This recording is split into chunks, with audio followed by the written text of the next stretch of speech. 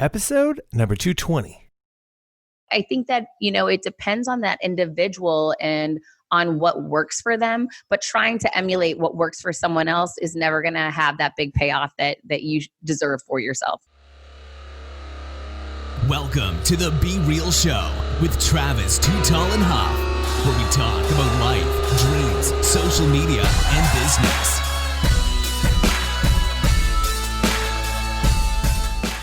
Well, hello and welcome to the Be Real Show with Travis Too Tall and Huff. Folks, I'm fired up today. And after this show, I think you're going to be more confident because we're bringing you our featured guest today, Heather Monahan. Heather, are you ready to be real? I sure am. She's bringing the fuego, folks. She is a keynote speaker. She is the best-selling author of Confidence Creator. She's also got one of the top 100 business podcasts called Creating Confidence. And folks, she is a TEDx speaker. So we're so excited to have you on the show today. How's your day going today? Great. Awesome. What's your right now? So tell me about the story of Creating Confidence. Where did this come from? Where was this brought into your life to say, hey, I got to spread this challenge or message of confidence to the world? Sure. I had been in corporate America for over 20 years. I had reached the C-suite, shattered the glass ceiling, and was, winning a lot of awards, making a lot of money, and thought that my future was pretty well clear to me in regards. My next step would be CEO. And I had been on this path for a long time in sales and sales leadership. So things were pretty well laid out for me. And unexpectedly, the CEO I reported to for 14 years became ill, and he elevated his daughter to replace him. And she terminated my position and me immediately. Oh, wow. And that led me to being fired for the first time in my life as an overachiever. That was never something that I could have predicted or projected for my future. Right. And it really took me to a low moment to reevaluate my confidence and to create a new game plan to elevate myself and turn down a new path, which ultimately led me to writing this book. Wow. And get us into writing a book, because I know there's probably other people listening today say, Heather, I want to write a book too, and so, but it's a challenge to write a book, right? No. So that's where, Put the switch on us, folks. I like it. Let's go. This is, we're fed a lot of direction from other people in our lives. And I was fed the same direction, right? That I was supposed to be in sales and sales leadership and be in corporate America. And that's what I was good at. The idea to write a book should only be for intellectuals and people who went to Ivy schools. Well, I'm here to share with people that I didn't go to an Ivy League school. And just because I was good in one area of my life doesn't mean that I can't be great as an author as well. I just decided to Google how to write a book. And it essentially says, you need to be disciplined. You need to spend X amount of hours a day writing. Some days that writing will be great. Sometimes it won't be. And within a week to 2 weeks of just being disciplined and forcing myself to hours every day, I very clear idea of what I was writing about. And after a full month of writing, I knew I needed an editor. And I reached out on LinkedIn and told the world, hey, I'm looking for an editor. Does anyone have recommendations? And I found a great guy who had written 19 books. I had him on board with help direct and advise me. The book was done within 60 days. Wow. So the big part, folks, is getting yourself in that moment of writing, telling a story, right?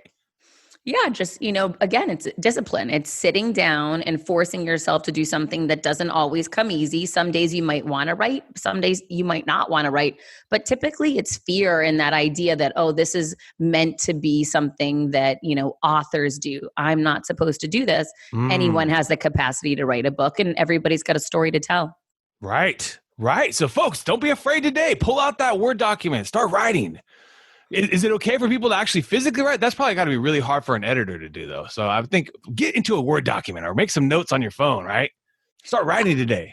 Here's the thing. Thank goodness for technology. You can do whatever you like. Some people like to sit with a pen and paper, and you can do that, and then you can scan it over to your editor, right? It's very simple anyway that whatever makes it easiest for you would be the path that I would choose. Got you. Yeah. Some people now probably even record it. Now after being a podcaster, I love recording because the things that come up and the conversations, and you don't have to write.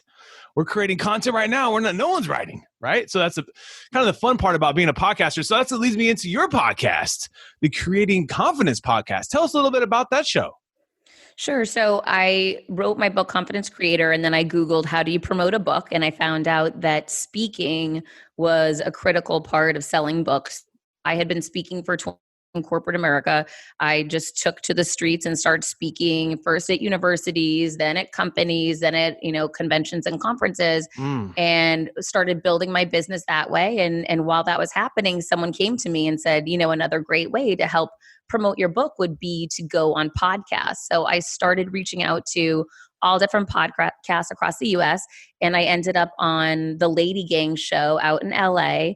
And that show really blew up my book. They promoted it a ton and my book sales spiked. And I decided to reach out to the CEO of their company, Podcast One, to thank him for the opportunity of putting me on his show. I took a screenshot of the show that I was on. It was number 20 on Apple Podcast charts that week. And I sent it to him, and I just sent a note that said, I'd love to come in person and thank you.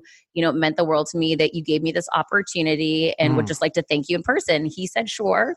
I went in, and within 5 minutes, he said to me, you need to have your own show. Wow. And so are you with Podcast One? Is that the people that you work with then? I was for my first 10 months of my show. However, going back and forth out to LA was really challenging. I live in Miami. Right. So I decided to pivot with people on the East just because time difference can definitely create a lag that is tough to make up for. Right. Going back and forth. I give so many people credit. They go back and forth for their job. It's amazing. The jet lag is real, folks. If you're doing that every week, people are just like, man, you're going back and forth and up and down. It's like, holy moly. And now with the beautiful thing is you can control it all on your own, right? You can control these things. You can make the pivot. So tell us about the type of guests you bring on your show. Tell us about the type of people you interview. So I've had Gary Vaynerchuk on. I've had Ryan Serhant. I've had Sarah Blakely, Jesse Itzler. I most recently had Chris Voss, FBI's top hostage negotiator.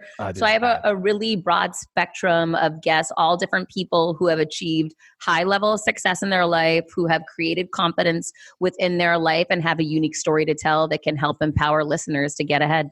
And so tell us about creating confidence for someone listening today and saying, you know what, Heather, I just don't have the confidence. When I look at myself in the mirror, I don't have it. What is one thing they can do today to make that confidence change, to give themselves that, start the creating process?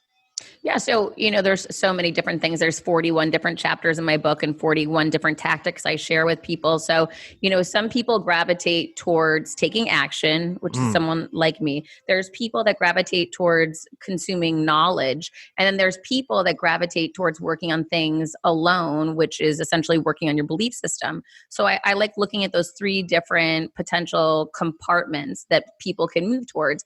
And it's really about assessing who you are as an individual, what you gravitate towards, what is easiest and most comfortable for you so that you can start that momentum and start that process and commitment to ultimately make an investment in yourself, whether that be buying a book or just downloading a podcast, or maybe it's firing a villain from your life today. There's countless things that anyone can do when they make the decision they want to start exercising that confidence muscle and growing it. So tell me, I know everyone's got to have a down day. So what is the one that you use the most in your life with the confidence? Like when you have that little moment, you're like, oh God, and then you got to just flip that switch. I gravitate towards action. So that's just, everybody's different. Again, a lot of people gravitate towards belief systems and working that alone in private. Some people gravitate towards accessing knowledge, whether it be a book or a podcast. I personally really thrive in action taking. So for me, it's, working out. If I wake up, I'm having a down day, I want to get to the gym as soon as possible. I start getting a creative flow going when I'm working out, and I can start getting great ideas that propel me to take action to move myself forward when I leave there. There's so many different things. If I'm having a really tough day, maybe it's just jumping up and doing the dishes or the laundry in my house. Once I see progress happening, so I think that, it depends on that individual and on what works for them, but trying to emulate what works for someone else is never going to have that big payoff that you deserve for yourself. Right. Because everyone learns differently. Everyone has different energies, emotions. Some people are introverted. Some people are extroverted. Some people are both. And so, yeah, I just think you're so right. There's not really one, but folks, the big point is like what you're saying is it's all about the action. It's all about waking up and getting over those challenges. We all got to wake up every day if we're blessed today's the day that Kobe Bryant's going to have his ceremony. I'm hopefully going to watch it here in about an hour or so. And the point is, life is short. And so you got to take that action in your life. You can't just sit by and thinking that, the world is doing me wrong and this and that. There's this woe is me mentality, because you have to believe in yourself, right? I think one of my favorite things I always tell people is just do you, because if you're not doing yourself first, like you're going to the gym when you feel good in the morning. If you're not doing that, you can't be great for everyone else. Well, I mean, here's the thing, you can choose to take on that woe is me mentality. It's all a choice, and it's really up to how you want your life to be. I definitely believe that I'm happier when I'm in a growth phase, when I'm challenging myself, when I'm stepping into fear. Right. All of those things help me to create confidence within me. Whether I succeed or fail in those situations is really irrelevant. It just takes me down a different path.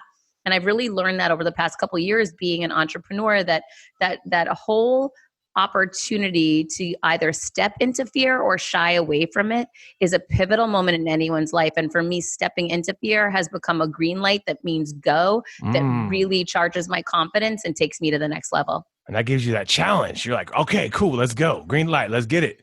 Well, sometimes it's not even a challenge. Sometimes stepping into it is the solution, and something one happens, there's no there, right? It ends up being just a huge win. Right. So I've seen that happen so often, and that becomes further proof to what can happen in the future.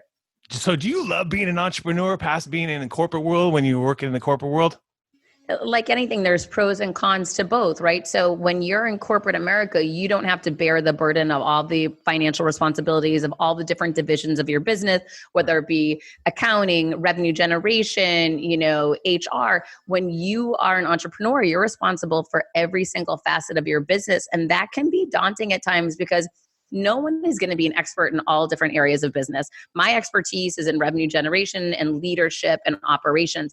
I'm not great at accounting. So now that I'm overseeing accounting for my business, there are different challenges and learning curves that I'm having to face and deal with that when I was in corporate America, I didn't have to. So, I love the opportunity to have great ideas and move quickly and take them to market now, because speed to market is critical in success in business. And that opportunity to me really pushes me every day. However, back in corporate America, I had a massive team and I had 2 assistants that would deal with all the things that I don't like to deal with, that now today I actually am tasked with dealing with. So, it's like anything. I wouldn't say that the entrepreneurial world is for everyone.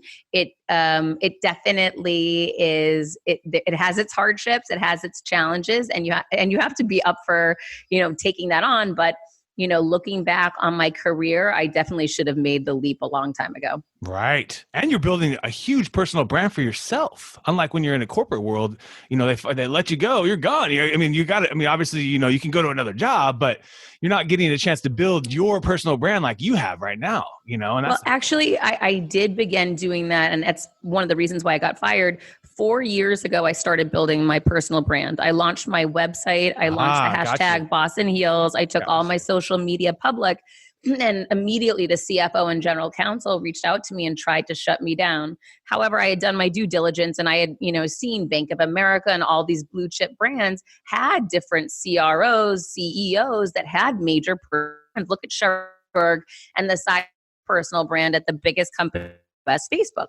So, you look at some of these people and you say, if these other companies are innovative enough and secure enough in themselves that they're going to allow their most, highest leaders have personal brands and applaud it, why wouldn't other companies, especially in the media business where this is exactly what we're trying to teach businesses to do? So I didn't back down when I was challenged. I was told to shut my personal brand down, and I didn't. I leaned into it more. I invested in it. That's and, awesome. It definitely took me to a point where when that CFO was elevated to CEO, she fired me immediately. She hated my personal brand, but I had been investing in myself for a year, which had created a very large online audience for me. And when I posted that I had been fired, that created thousands of opportunities for me in my business that I wouldn't have had if I hadn't invested in myself. Wow. So folks, start investing today. It's never too late. Just do your due diligence like you did. You did your due diligence.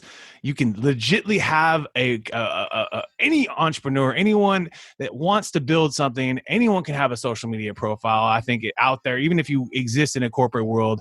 And it's so important to have something also beyond just being, working for XYZ Corporation, whether that's a LinkedIn profile, Instagram, etc. But now, Heather, we're about to take you into our top 10. Are you ready? Sure. Apple or Android? Apple. Netflix or YouTube? I like both, but I guess I'd have to say YouTube. YouTube. Instagram or Facebook? Instagram. Chicken or steak? Chicken. Laptop or smartphone? Laptop. Spotify or Pandora? Neither. Neither. Wow, okay. Movies or video games? Movies. Reading books or listening to books? Both. Nice. Do you listen to books while you're at the gym? Yeah, because I interview so many people who have written books, I'm constantly consuming books. So if I'm home at night, I'm reading on my couch. But if I'm in the gym, I'm listening. Nice. That's a hack, folks, right there. Spend the time. We're doing all these different things. Listen and read. You can do both. Stocks or real estate? Stocks. Oceans or lakes? Oceans. It's a great day to invest today, folks. Stock market is down, and it's a great day if you have some cash on the sides to put it in. If you were looking yourself in the mirror today, when you're getting ready for your day, and you're looking at yourself, why do you love being you? Oh my gosh, I'm so blessed and lucky to be me. I had tremendous hardships as a child, and the struggles that I've had in my life have set me up to allow me to know there's no adversity that will ever crush me, and I can overcome anything. That's awesome. You are the girl boss. You're a boss in heels. I'm just the boss. The boss. Watch out, folks. Watch out. Do you think you will ever retire? I mean, I'm only 45, right? So I have a long time before, 20 more years before I guess I would think about. I don't know what that would look like. I'm in a business where I'm helping other people every day, and the messages that I get and DMs that I get are literally heartbreaking. So if there's good that I can do in the world beyond just helping my own child, it's something really meaningful, and it's allowed me to see a legacy that I can leave behind when I'm no longer here. So I don't really know what retire look like for me as my 60s. That's awesome. Well, that's true. That's true. We don't know. Our minds are always changing. We don't know what our motivation is going to be in 20 years. And shoot, most people nowadays are saying they're going to live to 100. So, we might be retiring in your 80s. We got a good 45 years ago. How do you typically start your day? Every day is different. I don't have, I have a 12-year-old and I'm a single mother. So if I'm in town and not traveling, I'm up at 5:30 in the morning. He's got to be out the door by 6:20 I take him to his bus, which is 20 minutes from my house. And then I, hit the ground running. If I have work to do, I come back to my house, I work from home, then I might go to the gym. Gotcha. It depends what my schedule is like. If I'm traveling, I might go catch a flight. It really depends where I am and what that daily agenda is, but it's definitely different every day. Different every day. That keeps you on your toes.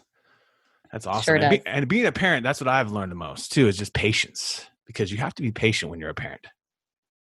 Yeah. I mean, you got to be a lot of things, right? You have to be a good listener. You have to be right. disciplined. You have to lead by example. I mean, right. You have to, follow up on expectations and commitments. And it's very similar to being a leader in business. So true.